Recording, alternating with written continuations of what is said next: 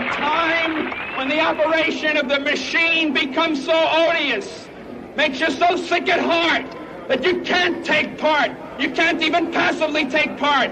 And you've got to put your bodies upon the gears and upon the wheels, upon the levers, upon all the apparatus, and you've got to make it stop. And you've got to indicate to the people who run it, to the people who own it, that unless you're free, the machine will be prevented from working at all. Australia's best independent news and opinion radio show, The Daily Australian, with Nicola Charles and Jason Olbourne. Hello, good morning and welcome back to the Daily Australian for Monday the 14th of July. I believe that's Bastille Day if you're French. I think it's my brother Zach's birthday if you're going to be 21 today. And it is Monday. There you go, episode 132, and welcome back everyone. And Nicola Charles, what a big week we had last week. I have a feeling it's going to get even bigger. Welcome back. Hope you had a great weekend. Yeah, I had a great weekend, except for on Saturday, my husband and I were shopping in a little village near us called Emerald, and there was a little market on called the Lost Woods Market. So we wandered into this market and we got stopped at one of three entrances, which is basically a hole in the fence, by this security guard type person in a purple vest. And he said to us, you know, years after the engineered pandemic, he said to us, "Have you QR coded to get in?" And we said, "No, we don't QR code." And he said, "It's free." And I said, "Would you like me to explain to you that nothing in life is free?" I said, "Why would we need to QR code to come in?" Because obviously if it's numbers and it's a fire thing, they've got clickers and they say, you know, too many people in there, but it's a wood, it's a forest. So I don't know, you know, what the numbers would look like. Anyway, then he said to us, "Are you local from the area?" And we said, yes. And he said, "Can you prove it? Do you have your driver's license?" And it was really like a show us your papers moment. And we both looked at him and we went, no, you know, I'm not going to show someone my name and address and my driver's license to go into a country market. It was absolutely extraordinary. And I would advise anyone everywhere, because there's a massive market near me that's much bigger, and certainly you don't have to QR code to get in. But what's going on, Jason? You know, we've got stories of these iPods on trolleys when you go into the Colesworth supermarkets, and now you've got a QR code outside of a pandemic to get into a market. Now, there were lots of, dare I say it, Chinese tourists there, and they were enjoying the market. And of course, they were already fully indoctrinated to QR code in and out every single place they go in life, because that's how life is in China. So they didn't need to be asked. So it was all, you know, the Australians that were getting stopped. And I just think this is appalling. I'm not prepared to do this. You're not getting a digital footprint on me where I am essentially stalked by an unknown entity without a warrant. You know, you get to follow someone when there's a warrant for their arrest. So horrible experience. And we've got the iPads coming in the supermarkets, Jason. Yeah, we do. Well, let me ask you, did any other people reject the idea of QR coding whilst you were being spoken to? Nope. They all just did it. They were all tourists, though, but they all just did it. That's what I mean. They don't need to be asked, because their onboarding for surveillance has already been completed overseas. Well, let me rewind the clock a bit before I head over to the supermarket. Back in 2012, I went to the US, and it was my brother's wedding, and he was getting married in San Francisco. And on one occasion, we were out somewhere there was a cinema, and it was one of those cinemas that you had to walk up a whole flight of stairs, maybe 40 or 50 stairs way up the top. And there was nobody on the stairs, and you could see that it wasn't particularly busy. And yet there was a little sign out the front with one of those red ropes, and it said "Queue here." And wait to be seated. right down at the bottom of the stairs. So once you queued there, assumingly someone had to come downstairs and greet you and then get you to walk upstairs. And I looked at it and I go, why am I waiting down here? I'm just going to walk upstairs. And my brother, who was then a compliant American, sort of said something to me, and I just kept walking up the stairs. I'm not waiting. And I got to the top of the stairs. No one said anything to me. No one cared. But then I looked back down, and there was 12 people in the queue waiting. And I thought, when did Americans become so subservient? And that was the observation I made to my brother. I said, you guys, well, you're not American. You are becoming one. But where do you get off with this? And he explained it to me in these weird terms. And this is 13 years ago, about compliance. And I thought, you are kidding yourself. If you're coming from Australia to America to become a communist, this doesn't make any sense to me. That just blew I'm not my doing mind. I've said before, Jason, I'm not doing it. And you know what? I didn't do it in the pandemic. I used to go up to the QR codes, hold up my phone so people thought, yeah, she's doing it, and just walk off because, this whole thing is ridiculous. You have no right. They have no right to track and trace people without a warrant. That's the law. Correct. And this voluntary compliance, this weak as piss going along to get along, like, oh, I'll just do it, I'll just go along with it type of thing. Like, no way, no. I was the same. Look, I coached my son's soccer team. I think maybe they were under 7s or under 8s during that COVID period. And honestly, they turned up at the fields, and the rules at the time were that if you were playing, you don't wear a mask. But if you're on the sideline outside, you wear a mask. Now, in the under 7s or under 8s, whatever it was, the coach is on the field with the players. Now, would you believe it that I was the only coach that did not wear a mask on the field, running around with the players? These idiot coaches were standing there on the field with a mask on. Are you serious? Who was that woman? I was embarrassed because she was also called Nicola during the pandemic in one of the states in Australia. She did that famous clip. I think it was about tennis or soccer or AFL. I don't know. But she basically, and she realized she was stuffing up as she was speaking. And she was basically saying, you may not touch someone else's balls. Do you remember that? And it went to air, and it was like, right, so we're going to play ball sport, but we can't all touch the ball. How's that going to work exactly? I'm so sick of it. I don't know how people are not so sick of this now after the fact, and the knowledge that they are going to try and do this again because all of the important people are running around trying to work on this World Health Organization thing. And I'm not falling for it. I am not falling for it now. I didn't fall for it then, and I won't be falling for it again. But unfortunately, the majority of the population do seem happy to be, as you say, stood over, controlled and told what to do. When this little person in the purple vest, I mean, he seemed like a nice guy, said to me, oh, you don't QR code. I mean, imagine that, Jason. You're an exception to the rule. You're an oddity. You're probably, let's face it, a cooker, because you won't QR code to go into a market in a forest that was crap, by the way. It was like Etsy market, and 60% of the market was food stands, the food trucks. And it said it's a 30-minute wait when you get in this queue because there was like 100 people at each one. Who waits 30 minutes to get a slider out of a van? So it was very disappointing. And my husband and I just sort of basically walked through and out the other side. And, he looked at me and he said, this is Australia in 2025. You just cannot reason that they have brought us to this place and got away with it. Look, I 100% agree with what you're saying, and it's caused me to reflect upon society today many times over and just realize. Now, 10 years ago when this information war began, I thought that the purpose of me posting technically contrarian ideas or things that were against the narrative but were fact-based was to change the system and hopefully save the world, that the world would wake up. 10 years on, I realized that there are 30% at least, probably more, that will let themselves out when the world changes. They will literally take themselves out. They will boost themselves into oblivion just because they cannot cope with what's coming. Like, this is how crazy it is.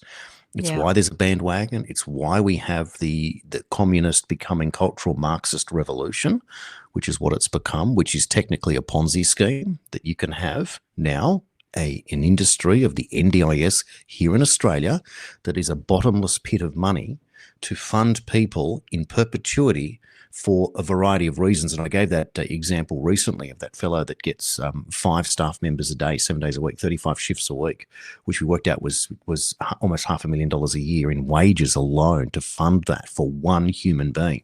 It is not sustainable. And so how is it possible that this can go on? And yet it only grows and grows and grows. And shortly we're going to put up a screenshot of an article where the Labor government's been told that they can't achieve their economic plans unless they raise taxes.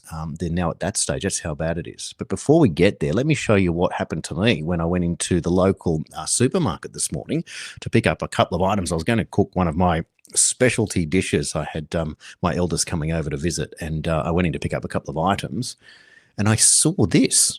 Look at all those little white screens there, and it says how to shop with a scan and go trolley. And then you've got this screen that says touch to start. Now, hold on a second.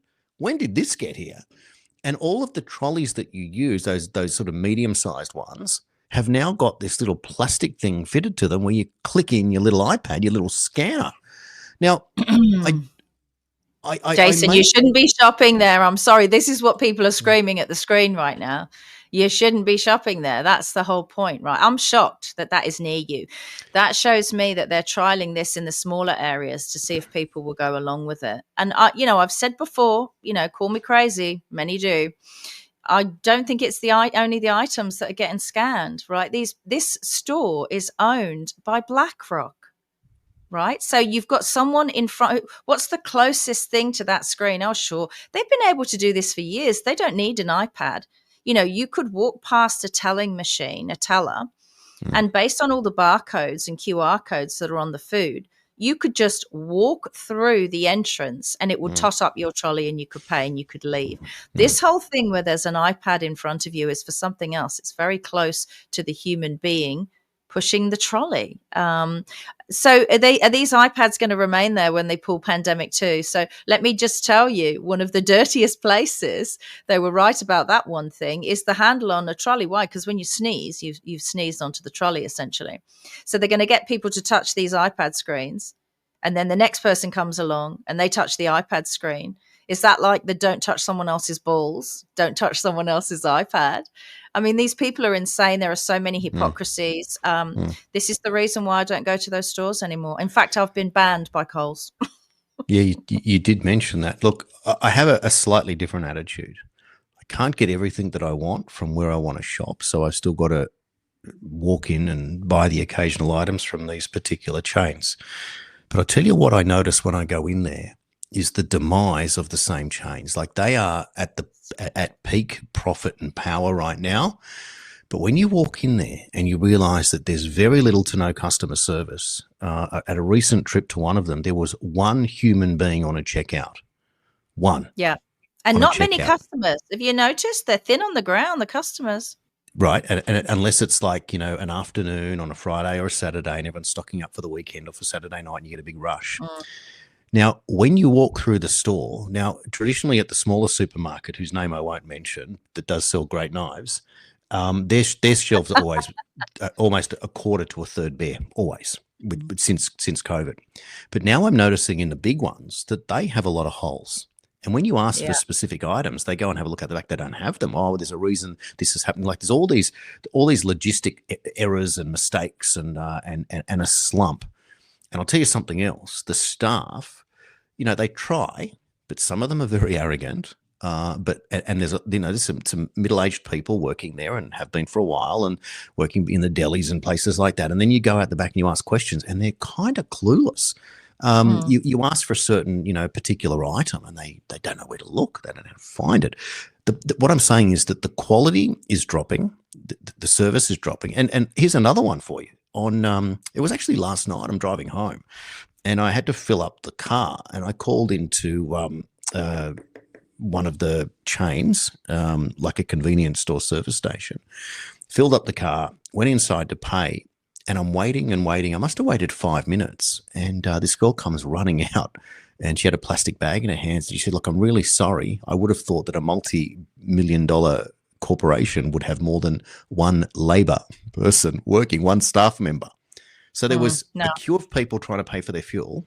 There were people lining up outside, and you can't do it until the console operator presses the button and allows the fuel to start. And they're waiting. So at 5 o'clock or 4:30 on a Sunday afternoon, at a big convenience store service station, one female staff member alone working there. I find that unacceptable. She found it unacceptable. And all I could say to her was that, look, don't worry, it's all cool.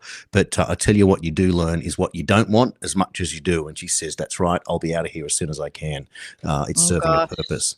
And isn't that interesting? Well, someone posted, and I think I shared it on X. Maybe I didn't yesterday. I was sort of chilling doing my Sunday, and I have a little bit of NDIS news on that.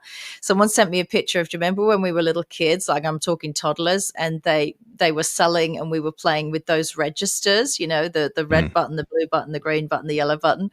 And someone posted that and said, see, they were always training us to use the self-checkout. Nice. That's cool. So yesterday I had coffee and a chat with a friend of mine. Remember, I said they gave up their job as a BDM to work for the NDIS because it was more profitable.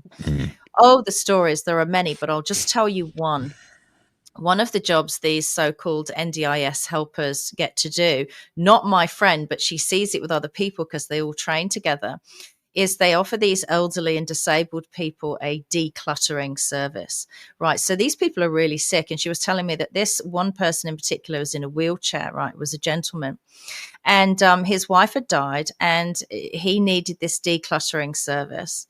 And 2 migrants came and they didn't speak English, so he wasn't able to direct them very well. And the NDIS person had said to him, oh, no, it's all right. This is what they do for a business. They declutter, and they're all private businesses and they leave their cards. And then, a number of weeks later, this gentleman noticed that some of his most precious belongings, memories, right, were missing. And then on another occasion, he went to use one of his tools. Obviously, we all collect tools all over our lifetime and they're very expensive. And all the good tools were missing. So these declutterers getting paid by the NDIS to do so had basically come in and helped themselves to all the important stuff. And there was nothing he could do about it because he'd said, yes, get the declutterers in. He had to sign a piece of paper so the NDIS paid them. We've got to be really careful. We've got to more fervently protect our disabled in this country, of which we now know there's more, and also in particular our elderly.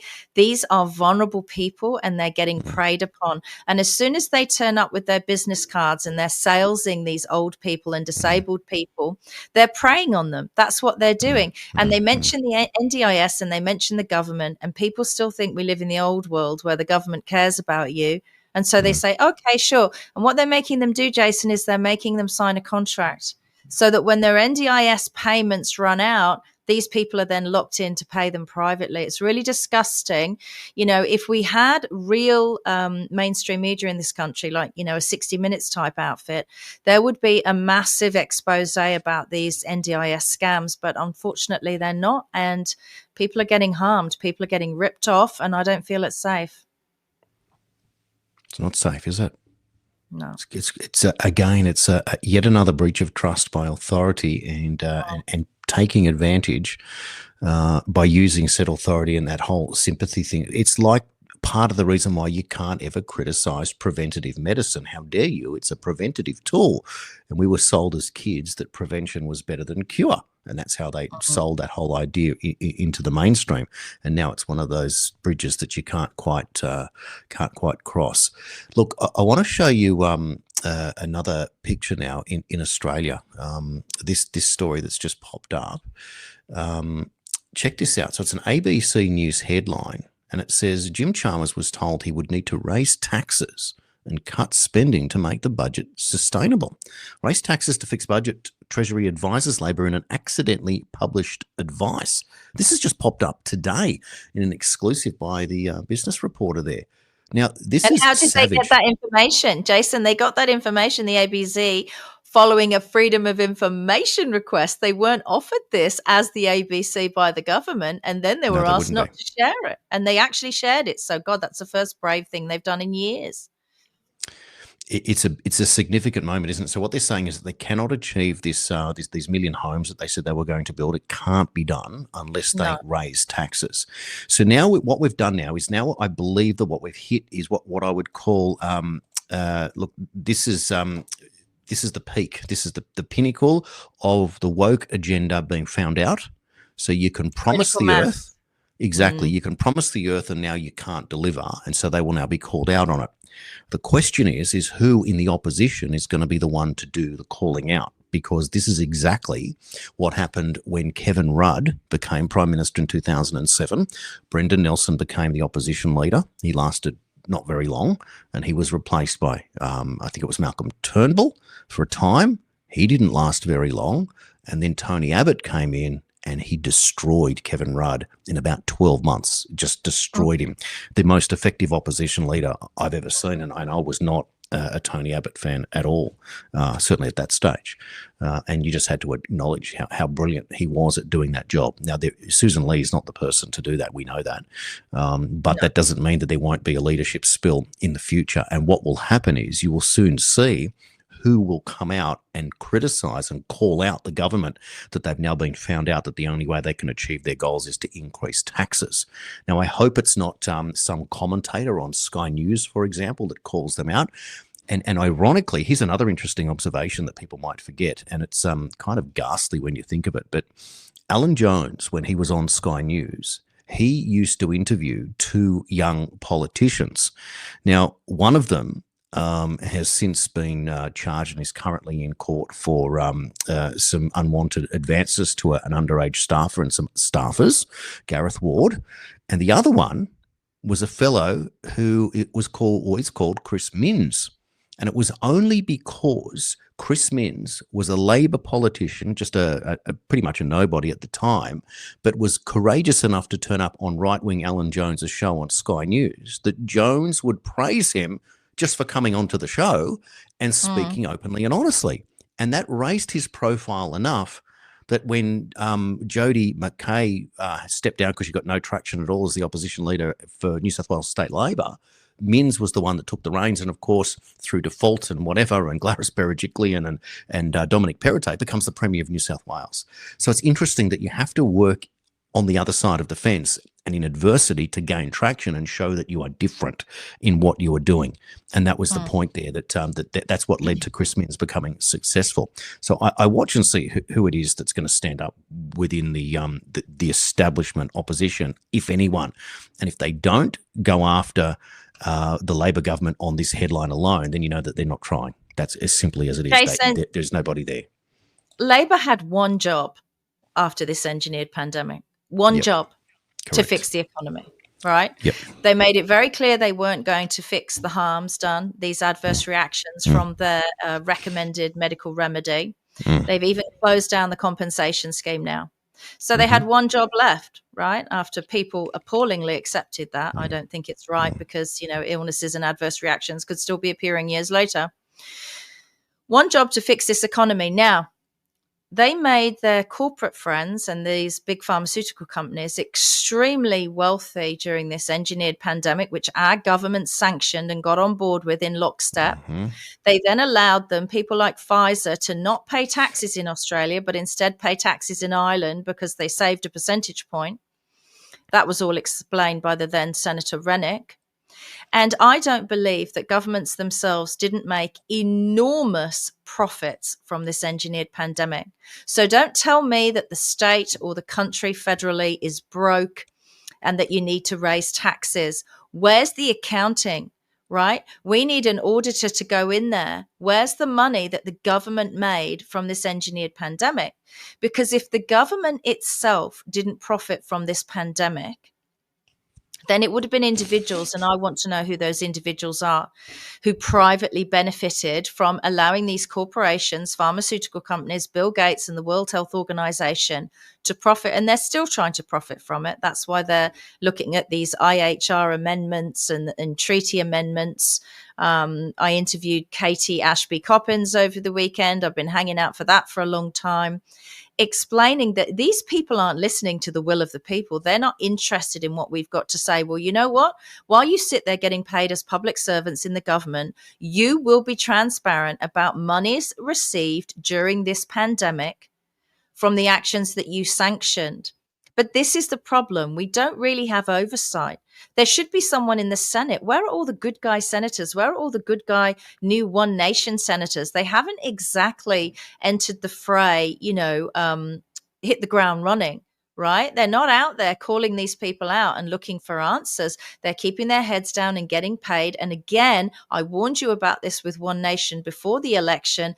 These are the kind of politicians you don't want, career politicians who keep their head down. So now what have you got? Senator Babbitt calling out, he seems to focus on a lot of this paedophilia and childcare stuff.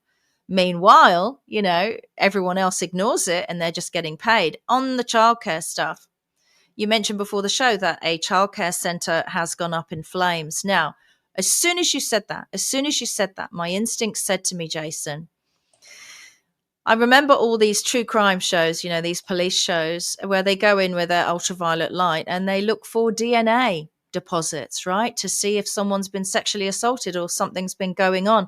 Now, the best way to make sure that they can't go in and check for DNA deposits in childcare centres, which is a horrendous concept to even consider in 2025, is to burn the place to the ground. And it seems that for some, conveniently, that's happening.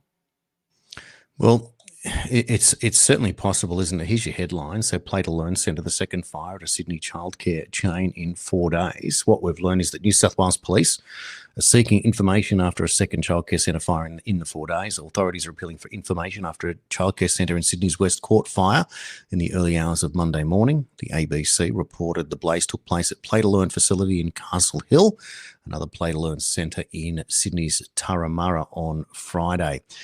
We learnt that at 1:30 a.m. this morning, emergency services were called to a business in Excelsior Avenue, Castle Hill, following reports of a fire. Fire and rescue were at the scene, extinguished the blaze. It caused minor damage in the building, and police have established a crime scene and are investigating the cause of the incident. So given the fact that there's two and they're related centres and not far apart, Turramurra and Castle Hill are probably only 20 minutes away from each other by car. So you wonder what exactly is going on there. Is it a protest against things that they may have been happening? Is it an attempt at a cover-up? Or something else entirely, you have to start asking questions when you see a pattern form. That's the point, right? And Jason, why did that headline have as part of its headline, "And gay and bisexual men can donate plasma today"? What the hell? How is that related? Isn't that an astonishing double headline? Now, what we're noticing now in the mainstream, I'll just bring that up. I'll come back for a sec. What we're noticing now in a lot of the newspapers, in order to create a thread of stories, it seems that this is what they're doing now, and they're combining headlines. Murdoch's doing it all the time. AI.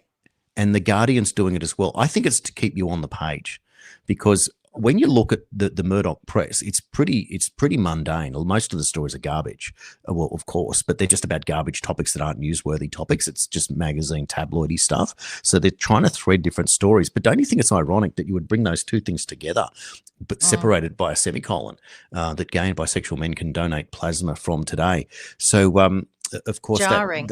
Truly jarring, that one. Having said that, I mean, the idea of blood donations of vaccinated and unvaccinated blood, even that is a big deal, because no one's bothered to consider that unvaccinated people have got rights to say, I want unvaccinated blood. How dare I? Imagine that not being a qualification in society today, that you can even ask for a certain type of blood, or at least say that I have reasons, particularly you could be religious reasons, why I can't accept certain types of blood, and why that would be just disrespected by a system. Logic reasons, Jason. The infected blood scandal has been going on in Australia for years. I've been trying to get that guy who speaks out about it, who is himself harmed, on my podcast for years. I can never get through to him. I can never get an answer. But he's Charles always McKenzie, out there, and he stands at the front of the Attorney General's house, and he, talks about the facts. Now, in the UK, they had an infected blood scandal that was 40 years old. And finally, Rishi Sunak, when he was the Prime Minister, apologized for it. But, it's too late for reparations. It's too late for the people who died. The statutes have run out, and this is what they do. So this was before the pandemic. He's talking about infected blood. And actually, there was a young lady I worked with on Neighbours, and her father had become ill, and he'd got a blood transfusion for his illness. And during that illness, they'd infected him, I think, with HIV, so this infected blood has been a big problem for a very long time. So to see that tagged onto the bottom of the story about the childcare centre going up in flames, I find very odd and very suspicious. Makes me think that the mainstream media are also trying to beat algorithms in a way, right? If AI is reading that headline, it puts a friendly, pro-woke headline on the end so that it busts through that algorithm. Everyone in world of woke, cultural Marxism is oppressed. Everyone. That's the business of cultural Marxism. And so you've got to find someone who's not oppressed in order to take from them. That's what this war really is. And what do you do in the process? What's the best way to do it is to weaken everyone. So I noticed that you shared this one, and I thought I'd bring it up for you as well. Odds of your child getting myocarditis. Look at that. Look at that. Before COVID vax and after COVID vax. Reminds me of another condition that Rain Man had. That the numbers shrunk very quickly. And of course, we learned only recently that a Hep B jab was known to give you a 1,000 times increase in becoming Rain Man as well. And I just say that tongue in cheek in that circumstance because I just don't want to trigger any algorithms, etc., that are going to punish us for bringing out the facts in this situation. Now, staying with Australian news for the moment, this was an interesting headline today. I think this is the one here. I'll just call it up for you. Look at this. Who is the biggest Aussie TV personality of the 21st century? And the story goes that hardly anyone is watching Aussie TV, and you only have to look at this year's Gold Logie nominations to get a view of how bleak things have become. So in this story, and so what's actually happening here is that, the usual suspects get nominated, Hamish Blake, Sonia Kruger, and then they brought up a lady called Lisa Miller from the ABC that no one had heard of, and then they brought up who was the other person was Alison Langdon from A Current Affair, and they're calling her P-Plate, a Current Affair host. She, of course, was the lady who famously attacked Craig Kelly and wouldn't let him speak, and of course Craig Kelly, years later was proven right all along, but Ali Langdon was in a tailspin, and this whole idea where the prevailing culture had somehow determined that back in the day, if somebody didn't want to take a vaccine, you pitied them because you thought that they were crazy and they were leaving themselves vulnerable to something else. But everyone knew that the vaccine protected you, the individual who took it. So that was the old anti-vax campaign. You just thought people were crazy. And then it changed to become a new anti-vax campaign, which was if you don't take that vaccine, I therefore am unprotected, even though I have taken it, which is psychotic. It doesn't make any sense. That doesn't make you a cooker. Exactly. So the ones accusing you are the ones that are, because they're psychotic. But why is it that these people, when they were going to nightclubs and they were 100% jabbed, were still getting COVID? So you've already defeated your own argument. But that is my point. That is how far the mentality has shifted. That once you pitied someone, now you were trying to punish them and blame them for your inadequacies, which it's such a nonsense. But not only that, it went all the way up to the highest levels of society, that even politicians were saying that to your face and making out that was a real thing, which is an absolute an embarrassment. Well, I feel sorry for them. Listen, I'm not going to talk about how, because I'm testing this on myself, but it just came to me this morning. And let's face it, 5 years of thinking, even for someone like Nicola Charles, 5 years of thinking has to end up with some kind of decent, operable solution, right? And I think I have found a way for every single human being on earth, no matter your color, creed, religion, country of origin, country of residence, to protect themselves from medical tyranny. I'm going to attempt to do it on myself today. And if this happens and if this works, I will share it on this show, how you can do it around the world. It is a very simple thing that cannot be challenged, cannot be questioned, cannot be damaged by emergency biosecurity orders.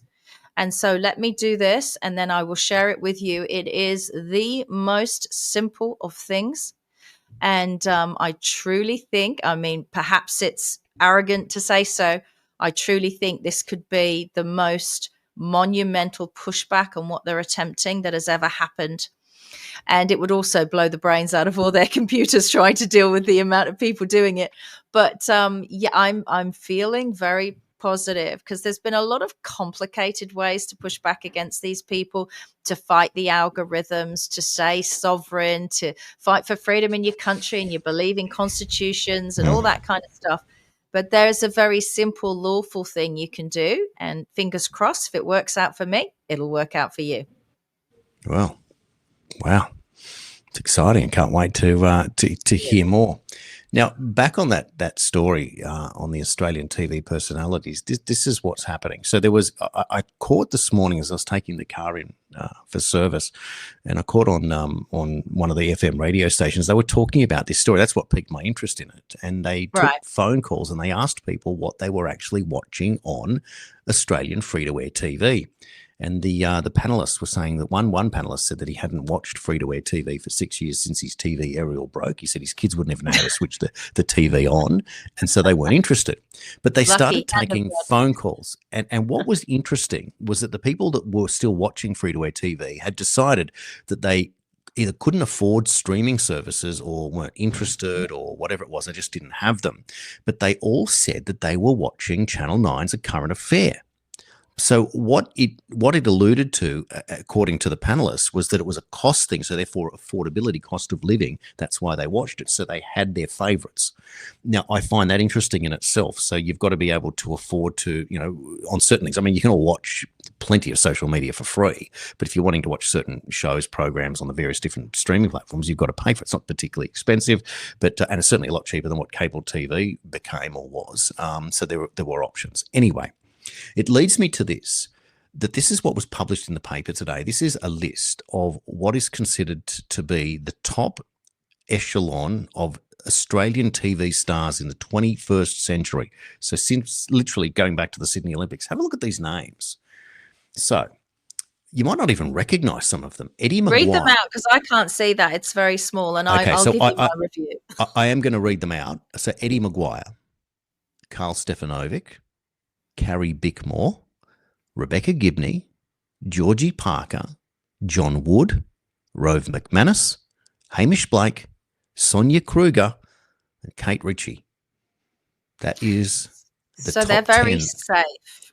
Kate Ritchie was always very safe. They're very safe choices, and these are not random people that they've pulled out of their arse. These are not people who have created the largest social media followings or the largest viewer numbers. What these people are is a list of people who would not speak out against the establishment if their life literally depended on it. And you know what I'm saying when I tell you that. They would not speak out. They would not comply. They are obedient servants to the machine. It's the same in Hollywood. It's the same kind of list of people in Hollywood, right? These people don't speak out. They're happy to earn lots of money being famous faces on your television, and you're the ones who've made them famous and made them wealthy. But when it comes to protecting you, advising you, being truthful with you, they're not interested. They've only got self-interest, Jason, and that's how they made it onto that list. Well, when you break it down a little further, Eddie Maguire, so he became a game show host for Who Wants to Be a Millionaire in its heyday, and of course was a sports commentator and on Victorian football. Carl Stefanovic hosted Today Show, briefly hosted A Current Affair. Carrie Bickmore was the original Project star. Rebecca Gibney, a genuine dramatic actor, and it seemed that they always made these specials, and it didn't matter what they made with Rebecca Gibney, they were always a hit on TV, and she'd been nominated or won Golden Logies a few times. Georgie Parker, again, an actress who was famous from, All Saints, and I think she did Play School for a time, and was another one of the from the golden era of drama, if you will. John Wood, another actor, Blue Heelers, etc. I always thought that Rafferty's Rules was a better show back in the 80s. It was a terrific show set in Manly Courthouse. Rove McManus, who has had, I guess he's had more chances than anyone at Randwick Racecourse in terms of his career, and he's had every blessing given to him, apart from the tragedy of losing his his wife Belinda Emmett. But Rove's sort of been a great underachiever. Hamish Blake gifted the Lego Show, which is probably the #1 ratings winner, and it's a terrific show if you watch it. If you're a family, it's one of those few shows that's actually designed for family. But imagine that's your career that you are getting paid 7 figures to host a show like that, a reality show about Lego, and that's it, and you just get to clown around. That's the level of your skill. Sonia Kruger, Strictly Ballroom dancing star. Tiffany, what was her name? Tina Sparkle, who then goes on to a fairly lengthy career. She's done very well and looks incredible for her age. And then Kate Ritchie, soap star and radio host, and a little bit of controversy occasionally in her career. But there's not a whole lot there, is there? When you really look at it, you got one or two news people, mediocre at best. Like, I don't think Carl Stefanovic reached what Ray Martin necessarily was able to achieve. Rebecca Gibney, Georgie Parker, John Wood, TV actors, none of them really went on to do anything in the world of cinema. And there you are. And I just find it just not the benchmark, Jason. You don't have to go on and do something in the world of cinema. First, I have 2 questions. And I want you to answer these, Jason Oldborn, Australian. Who puts this list together? Who decides on who gets nominated for Logies? Do we know who the board is? Well, the Logies were always meant to be voted on by the viewers of TV, the readers of TV Week magazine. That was kind of where it came from. Now, there's some of them but this is different. Yeah. Some of them appear like some of the acting stuff, but most of them are, again, the readers of TV Week magazine. But let me ask you this: has anyone seen a copy of TV Week magazine anywhere in the last 10 years? I did 5 covers for TV Week, 5 covers, and you would think it would ping in my brain if I saw it or noticed it, and it doesn't. And my second question is this, Jason, right? This is Australia, right? 2025. Where's the diversity? Where are the Aboriginal Australians? Perchance. There's been a couple of famous Aboriginal Australians who really stood out. Where are they on that list? Yeah, well, there it is. Well, I think if you're a dramatic actor, you'd want to have, I guess you'd want to be in a feature film somewhere in your life if that was what you wanted to do. I look at, Jeffrey Rush, and then, of course, there was a scandal around Jeffrey Rush. There was, and then, look, you kind of got to do multiple things, don't you, in any field? I know you're not going to make me talk about muggers because my boobs are in that movie, right? That was the only Australian movie I did. It was called Muggers. It was really great. It was with Matt Day, and that's how I met my first husband, Jason.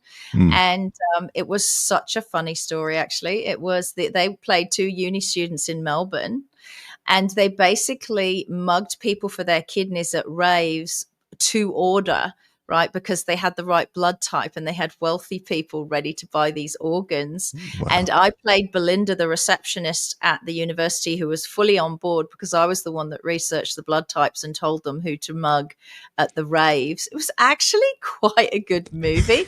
It got a really good review from that grey-haired lady that used to do that movie review show. She thought that movie should have done a lot better than it did. I think they probably got me in hoping my fans would make it more successful. But yeah, I remember the day, where they said, oh, we're going to do a closed set. Is it okay potentially in this sex scene if a boob falls out? And I was like, God, here we go. My first movie and I've arrived in Hollywood. It's just very, I've always said this throughout my career as an actress, there is a clicky little list in Australia, and I never understood how you entered the clicky little list.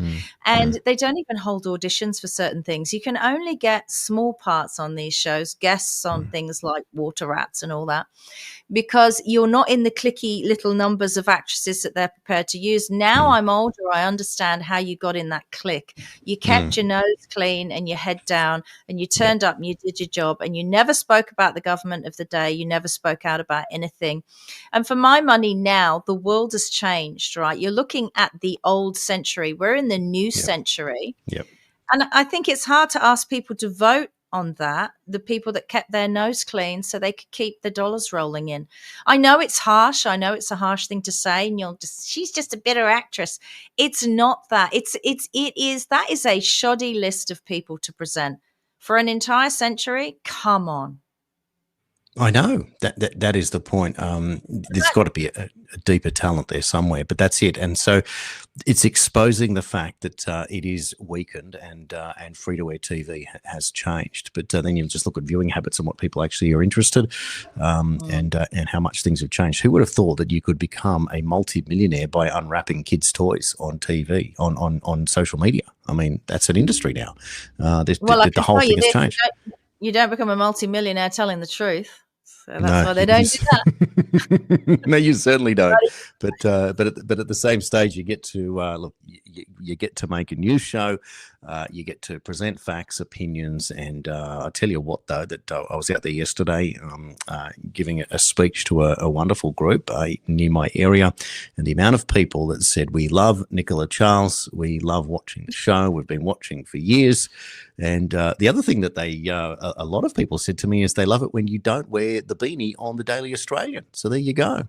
And here you are without even being told. I'll give you the secret. I'll give you the secret, ladies, because ladies watching, you want to know and you ask me, right? The secret is, well, sometimes it's to do with the roots issue, and I haven't done them, as you can see. I'm rocking the non-fixed roots issue, so sometimes that irks me, and I put the beanie on. But the other one is just the plain old everyday person bad hair day. So I have a lot of children, a lot of animals, and a lot of work to do outside of this work, and I don't really take care of my tresses as well as I should. So if I'm having a bad hair day, and if you are having a bad hair day, your best friend is a beanie, or as our Canadian guests tell us, a toque. That's right. There you go. Well said.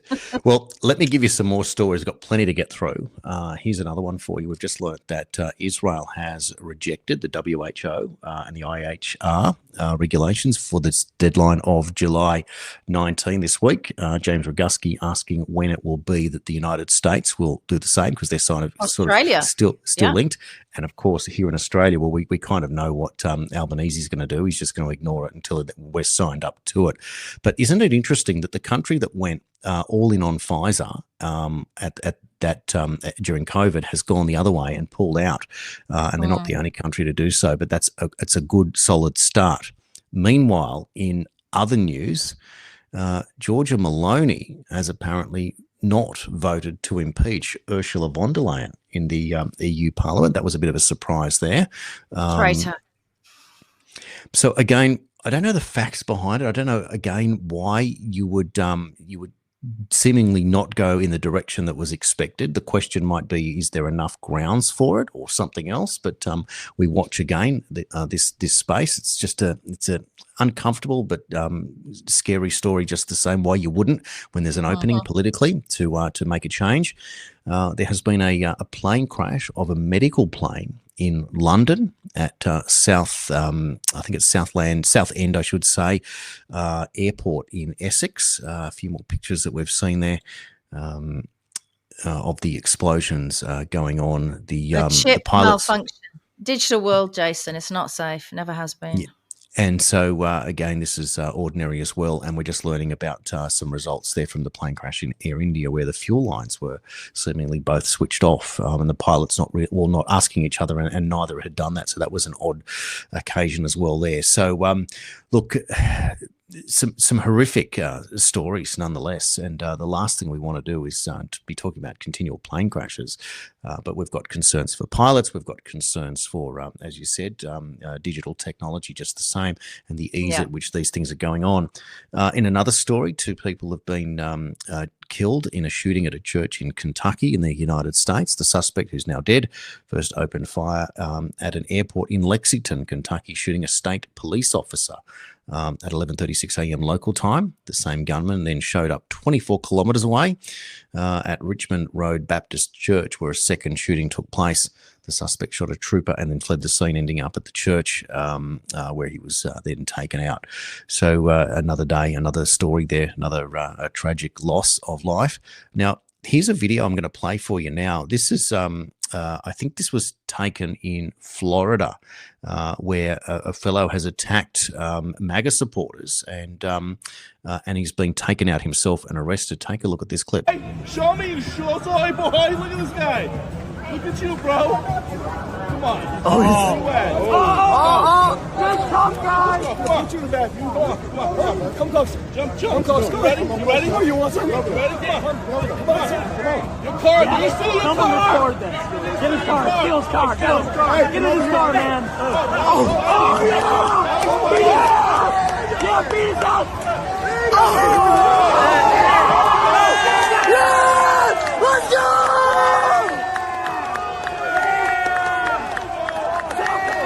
Let's go! Yeah! There we go. We have the arrest. Never a dull moment, right? But interesting just the same that you just can't stop your car in the middle of the street and go and attack people and just think that it's okay. So at least there's something being played out there in real time. But this is not how it's been, right? If you think of the George Floyd riots, etc. Anything goes these days. Well, I was thinking, Jason, I know we've not got stuff for this today, but I just read this morning and had fired back at our Prime Minister, Anthony Albanese, that he spent over 140 million of our tax dollars on, I think it's Trip.com, enticing Chinese tourists to come to Australia. And as I said, I saw lots of these Chinese tourists at the market that I was asked to QR code into. And I have no problem with people coming to Australia as tourists. I have a problem with him spending 140 million on the advertising. But the thing is, I questioned Albo underneath his post and I said, have you warned these prospective tourists of their chance of being attacked with a machete? Right, because that's what's going on in Australia. I'm assuming these rather glamorous ads that you've paid for that are going out in China are not wording them up about the very great risks that we have in Australian society now. I worry every time my teenage daughters go to a mall, a shopping centre, because these things have not been checked and these people don't end up in jail. So it's just madness what's going on out there in society, madness. Our bureaucrats have so much to answer for. It's just unbelievable. They most certainly do.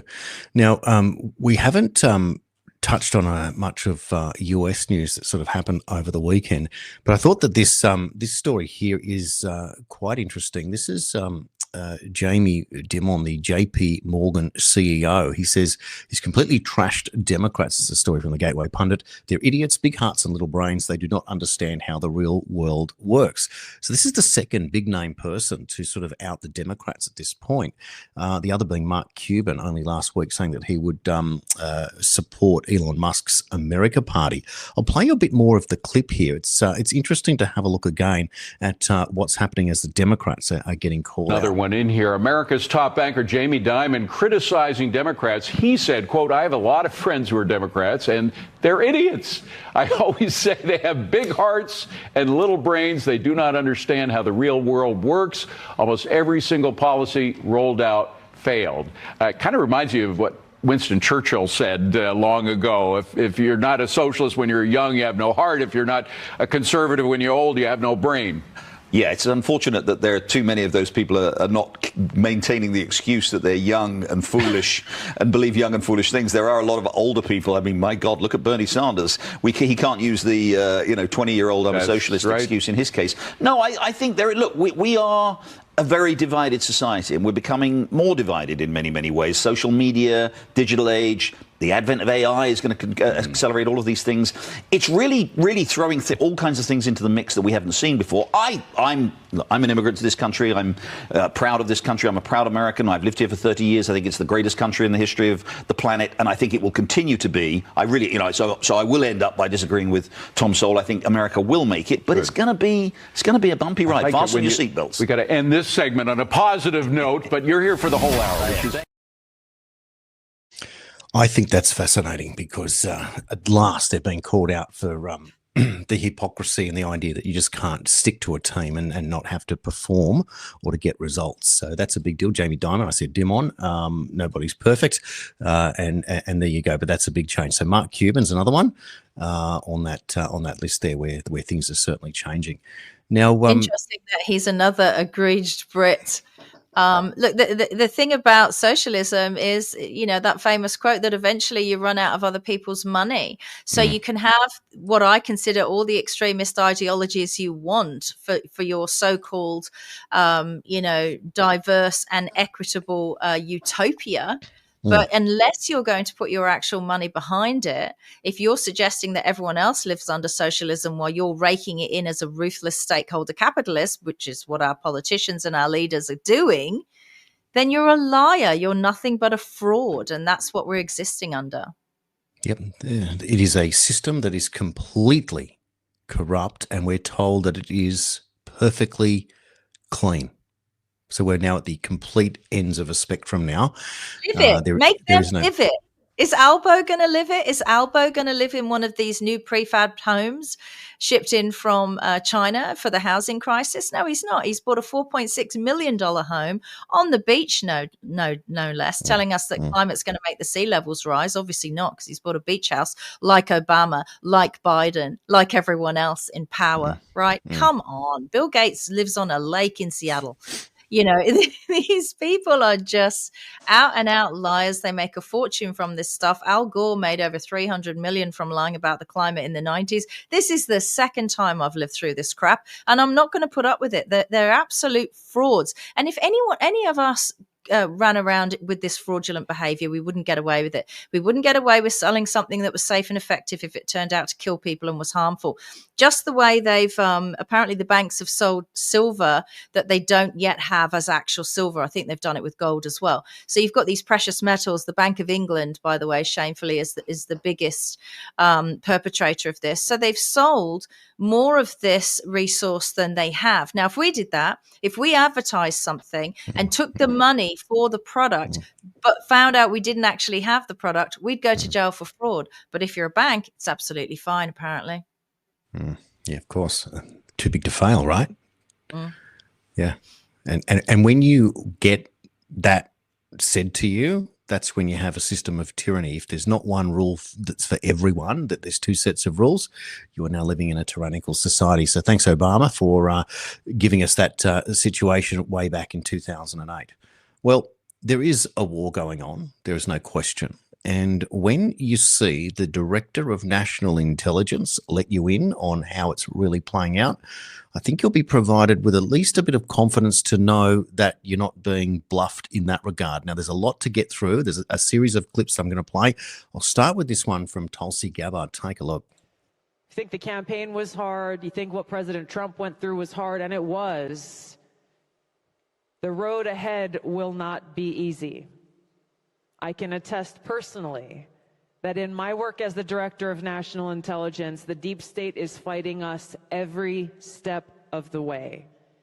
And it exists within every single federal agency. And so I feel the same frustration that I see many of you expressing on X or in different platforms about why aren't things going faster? Why aren't we getting results more quickly? I feel this frustration every single day. We are pushing hard. Know that they are pushing hard back. How about that? That's a big deal, because you are now being told that there is a war, that this is not legitimate, that these people are not on the same team, coming from the Director of National Intelligence. So you might argue, oh yeah, whatever, but no, you're being told. Now, remembering that she's the woman that took over. Talk's cheap, Jason. Well, what are we doing here?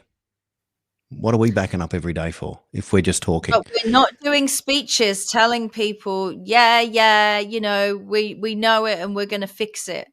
You know, we're trying to just survive and find our way through this. Obviously, there's a war going on. You know, these weather events that are happening, they're war attacks, right? That these are these oligarchs that can control the weather, and they do not give a crap who's the president, who's the prime minister. They are going to attack, and they seem to be attacking in America with these weather wars, conservative Republican states. They're going to attack them knowing that it's our tax dollars that are going to have to clear it up, that it's our people that are going to die and lose their homes and everything they've got. It's already started in Australia, where certain parts of Queensland around the Brisbane area can't get flood insurance, right? In case this is Australia. What do you mean you can't get flood insurance? You can't deny people insurance. The question then begs, what do you know about what's coming that you won't allow people not to get flood insurance? These are weather wars that are going on. I shared on my X account, my social media this morning, a clip taken from a helicopter. The helicopter pilot sent it to me of what that storm over Texas looked like, and there was fire in it. You know, you talk about space lasers, right? There was fire in it coming down to Earth. We saw it in Maui. We've seen it in so many places. In Australia, was it Lisbon, was flooded out, and it's coming back as a smart city. These people do what they like. And here's the thing. Blame the bankers, blame Mossad, blame the CCP, blame the Crown and the City of London, blame the Democrats, blame whoever you want. We don't know the names of the people who are doing this to us. We will never know their names. That's how they operate. So they don't care that we're running around. They don't care that we're saying it's the Rothschilds or the Rockefellers or the Bilderbergs or Soros or Bill Gates. They don't care about those people. They're out there. They're the ones that they're allowed to be famous. The ones that are doing this, we don't know about. And I'm disappointed because I'll tell you now, someone like Trump, where he's come from, he knows who they are. Tulsi Gabbard probably knows who they are. There are good guys out there who could help us who know who these people are. Geez, Pauline Hanson probably knows who they are. But we'll never know their names because they live in a different world to us. And that cannot be allowed to continue. They're essentially saying to us, Jason, with this banking stuff, with artificially, selling gold and silver that wasn't there. They're saying to us, oh, if you want to succeed and get rich, you need to lie. You need to defraud. You need a scheme. You need a plot. You need a conspiracy. Right? That's how your success. Be honest. You're going to get taxed into oblivion. And you're not going to ever be able to raise yourselves up. So don't talk to me about equity. You're a bunch of liars, crooks, frauds, and criminals. And no wonder you don't want us to know what your name is. Well, maybe, just maybe, things are going to change. We know that Florida has banned weather manipulation, and Marjorie Taylor Greene raised that in in the Congress, in the House, the same thing, to be able to make it a felony to manipulate the weather. So there's something.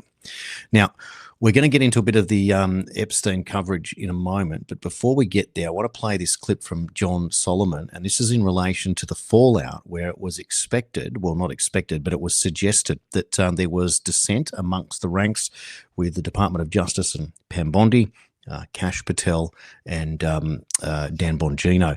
So Kash Patel put this out earlier. The conspiracy theories just aren't true, never have been. It's an honor to serve the President of the United States, and I'll continue to do so for as long as he calls on me.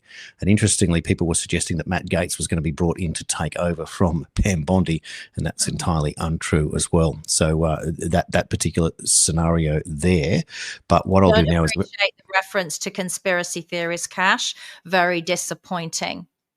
Well, he's saying that there are conspiracy theories that he's quitting, and he's not quitting. Jason, there's discussion and debate about it. It's not a bloody conspiracy theory. This is how you invalidate what someone is saying. This has been a shit show all weekend, right? You're going to explain now. This has been a shit show about this all weekend. That there's I'll argue the opposite. If you're saying Kash Patel's going to quit, and Kash Patel gets out and says, I'm not quitting, so you made it up. It is a conspiracy theory. It's total bullshit. And what you're trying to do... Sorry? Who made it up? Who came out with whoever's talking about it, whoever's coming out and saying that Kash Patel's going to quit, he's not quitting. This is, okay, I'm going to show you the punchline in a minute, but what I want to do is I want to play John Solomon now, then we're going to play Benny Johnson, and then I'm going to show you the punchline. Watch this. Kash Patel is going nowheres, and I think next week, over the next 10 days, the base who's been wondering, where's all that accountability? They're going to get some big surprises over the next week concerning where the conspiracy began a few weeks before Crossfire Hurricane was open, and when it ended, all the way in 2024, when they were still trying to pursue Donald Trump to keep him from winning the presidency. There's a big case that's been built by the Justice Department and the FBI. It's been masked by a lot of this infighting and drama and soap opera stuff, but the truth of the matter is MAGA base Americans are going to be happy when they see where this is all heading in the next few weeks. Kash Patel is going nowhere. I hope Dan Bongino isn't going anywhere, but I do think he's going to take some time over the weekend to think that through. So John Solomon is certainly connected. Very interesting comments there. Now, what's going to come in August? Well, we'll wait and see, and we've all been dragged along for many, many years. So let's go to Benny Johnson, covers it well, particularly on the announcement from Trump and the reading between the lines. And this is what Trump has done all along. But let's play Benny's clip now, and we'll come back. This is how things go from bad to worse, and it just went thermonuclear with President Trump taking a side in the epic battle royale between Dan Bongino and Pam Bondi. Dan Bongino throwing down the gauntlet, saying, I will not remain at the FBI if Pam Bondi remains as the Attorney General. And there was a lot of rumors that Kash Patel would be joining him. This post by Kash Patel sent at 2:30 p.m. today. The conspiracy theories about me are not true. It's an honor to serve the President of the United States. I'm going to continue to serve for as long as he calls on me. Now, it took Cash a while to post that, so you have to assume that things were really rocky. President Trump just dropped this thermonuclear bomb on the entire situation. What's going on with my boys, and in some cases gals? They are all going after Attorney General Pam Bondi, who is doing a fantastic job. We are on one team, MAGA. And I don't like what's happening. We have a perfect administration, the talk of the world. Selfish people are trying to hurt it. All over a guy who never dies, Jeffrey Epstein. For years, Epstein, over and over and over again. Why are we giving publicity to files written by Obama, Crooked Hillary, Comey, Brennan, and losers and criminals in the Biden administration who conned the world with the Russia hoax, 51 intel agents and laptop from hell? They created the Epstein files, just like they created the fake Hillary Clinton, Christopher Steele dossier that they used against me. And now the so-called friends are playing right into their hands.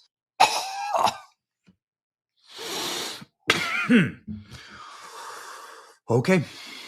So President Trump has acknowledged that the Epstein files exist here. President Trump has acknowledged that the files were written and that there is something there. He says that they were written, however, by his enemies and therefore will not be released. Whoa, what?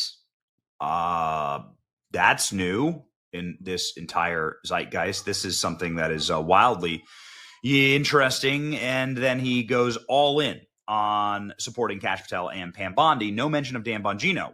Just in, President Trump attempts to shut down Epstein criticism, saying, let's keep it that way and not waste time on energy on Jeffrey Epstein nobody cares about. He also goes on to say Pam Bondi is doing a fantastic job. I can tell you this. I gave a speech last night, and a lot of people cared about the Epstein files. As a matter of fact, this audience really, really cares about Jeffrey Epstein, and knowing that we're not paying tax dollars to protect predators, right, or to a predator cult, that matters. Again, by admitting that the Epstein files are real and have been written and that you've read them and you don't like their contents and they were written by your enemies, doesn't make the most compelling case. Holy moly. This is what's going to melt down the internet right now. 3 things. Number 1, Benny Johnson seems concerned about what Trump has said. Number 2, Trump has confirmed that the files are there, and yet they've told us publicly there are no files. It's a nothing burger. There's nothing to see here. And 3, Trump says in that tweet or Truth Social, whatever it was, the man that never dies, Epstein. Now, I'm sorry, words matter. That's what I've been told too. Well, there's certainly enough interest and circumstantial evidence to suggest that he didn't throw that line away for nothing, given we played the Megyn Kelly clip, given we've got that 4chan, that little thing about the swap out, given that the nose doesn't quite match and looks like Tony Rodham. So there's enough circumstantial evidence to keep it going. So here's a tweet that came out almost 2 years ago to the day. It's popped up again today. Take a look. Donald Trump Jr. Show us all the Epstein client list now. Why would anyone protect these scumbags? Ask yourself this question daily, and the answer becomes very apparent. And so it appears that we are in a holding pattern deliberately until we can get the mainstream news to talk about it. It permeates right down into the people that only follow mainstream news. And I think it's interesting that we're getting headlines such as these in Murdoch Press. Nobody cares. Trump fumes over Epstein drama, and they write another story about it. And we keep reading about it. Mainstream, there it is. It's being brought to the surface, as John Solomon tells us to expect within weeks, particularly something big is going to happen. Now, having said that, Trump yesterday was at the FIFA World Club Championship game where I think Chelsea won against Paris Saint-Germain 3-0. There's some photographs of him there at the ground. There he is, where's the trophies being handed out. And there he was, and he was interviewed after the game. I'll play this for you now. You talk about winning, you talk about making America the greatest again. Do you see any instance in where America could start dominating in football on a global stage? Well, I can tell you we're doing very well on the other stage, on the political stage, on the financial stage. We have I was just in Saudi Arabia. I was in Qatar. I was in UAE. Here we have Qatar, and the big presidents they have. But all of the leaders, and then you look at NATO. All of the leaders said a year ago your country was dead, and now you have the hottest country in the world. There's a lot of truth to that. We were doing very badly as a country. We had an incompetent administration, and now we have a hot country. It's really hot, and I think the soccer is going to be very hot here too. It already is. It's gotten a lot of play, and I think with the play come the great players, and I think it'll do very well. Very hot. American players are not American teams, and American players do not feature heavily in global soccer, let's say. So congratulations to Paris Saint-Germain. Did they win? Did they beat Chelsea? No. Chelsea won 3-0. Oh no, I don't like Chelsea for a very good reason that I can't share on this show. Boo, boo. Chelsea supporters are horrid. You're all horrid. They're all rich and horrid. Wow. Well, look, this hot thing is interesting. Trump's use of language. So someone's produced this item here, August 1. It's a Q post from 6 years ago. The month of August is traditionally very hot. You have more than you can know. Declassification. What it relates to is what John Solomon just told you of 2 weeks. Now, everyone can be anti-Q as much as they want.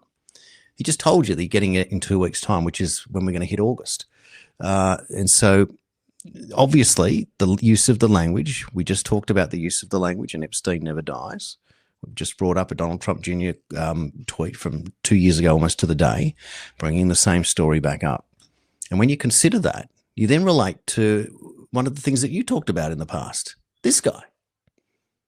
Okay, so this is a picture. This morning, I was doing something else on my Facebook account because I'm probably going to close my Facebook account, to be honest. There's such a horrible, horrible thing. A Facebook profile is a profile of you for the intelligence agencies, just so you know.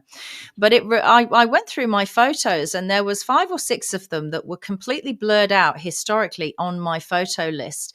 And this was one of them. And it said, this is misinformation, that this isn't Biden. And I thought to myself, there was no explanation with that. And I thought, okay, which one isn't Biden, right? Did you grab the other 2 that it put up for me, Jason, that were blurred? Yeah. Of Biden or the other 2 that you sent me? The other 2. So there was this one of Biden that was blurred out for misinformation because this isn't Biden. No explanation. What about this one? There one? was this one about Bill Gates and flu disappearing during the so-called engineered COVID pandemic. And there was another one, this one, which was an actual conference that took place. And I'd circled at the bottom that the conference was focusing on transhumanism. And was it held at the Vatican? It was held somewhere really suspicious. I can't see that. My eyesight's bad. Yeah, it was at the Vatican. Yeah. The Vatican holding a transhumanism conference, and it was all blurred out on my photo history, and it said this is misinformation, but this is the actual poster from the conference. So it just goes to show historically how some of these sites have censored us. I got deplatformed for 18 months from Facebook, an 18-month suspension for some of these postings. And now when you look at them historically, like, where's my compensation? I wasn't able to stay in touch with friends and family at a time when it was difficult to do so because many of them are on Facebook, old school friends, that kind of thing, because you decided I was sharing misinformation, which has now been proved is factual. Which one of those isn't Biden, Jason? We're told it's all of them. All of them. And the earlobe change. I was told by people that, don't you know anything? Facelift, and you can take an unattached earlobe and attach it as part of a facelift. Didn't you know that? I didn't. Yeah, but is art like everything's different on him? I know, and of course, there's that famous one with that rubbery neck that you see him from behind, and it doesn't look like he's actually skin. Same thing, of course. It's amazing, isn't it? So then you ask yourself, well, if this was an actor, and yet the actor has dementia, that those stories don't quite make sense. So is Joe Biden, if there was a real Joe Biden and he's not in the picture and there's an actor playing him, is the actor the one with the dementia, or is that the character that he's meant to be playing? And that's why you got the doctor last week taking the 5th and not giving any information. But the doctor was asked a question if he was asked ever to lie, and he took the 5th. Now, that is not a question That's about your medical answer. history. That's your right. answer. If you That's ask right. someone a question and if by answering it they incriminate themselves in a crime, that's what taking the fifth is about. You're Correct. allowed to not incriminate yourself. So there's your answer, right? That means everyone in the room knows and you don't have to incriminate yourself. Thank you very much. Correct. So, but this is one of those stories that almost the idea now of the mask, if Biden was masked, actually backfires because it kind of does, because if you then find out that an actor was playing the role of a president, well, then everything is null and void. At that point, it's a complete fraud. It's beyond anything. But then who's going to out this information? Why are we allowed to know certain things? Why are we not allowed to know certain things? And is this leading up to something? And I maintain that, of course, it's leading up to something. You couldn't possibly go through this for it not to mean something at the end of it, that the whole thing has been hoodwinked, because you can't believe anything at this point. So why would you walk into a market stall and QR code in because you trust authority when everything that you've been told in your entire life is a lie? And I'm always reminded at that stage by the great Wayne Dyer, when I used to listen to various different talks, and there was one that he talked about a book called The Death of Ivan Illich, who wrote a book, and on his deathbed he asked the question, what if my entire life was a lie? And the amount of times that I have reflected upon that and asked myself the exact same question, what if everything we live in is a lie? You can feel like that's kind of what we're having to deal with here. It is just unbelievable that we are so hoodwinked and confused, and we're trying to unravel it in real time and presenting these stories, etc. We've got one last story I want to get to, and that's Dr. Kirk, who has been, the charges have been dropped in that circumstance. Let's play you this clip because we need some good news at the end of the day. Here we go. Started. Okay, ready? Okay, we didn't do a big update last night, and I know we've been slow this morning, but officially, at my direction from Attorney General Pam Bondi, the Justice Department has dismissed charges against Dr. Kirk Moore. Dr. Moore gave his patients a choice when the federal government refused to do so.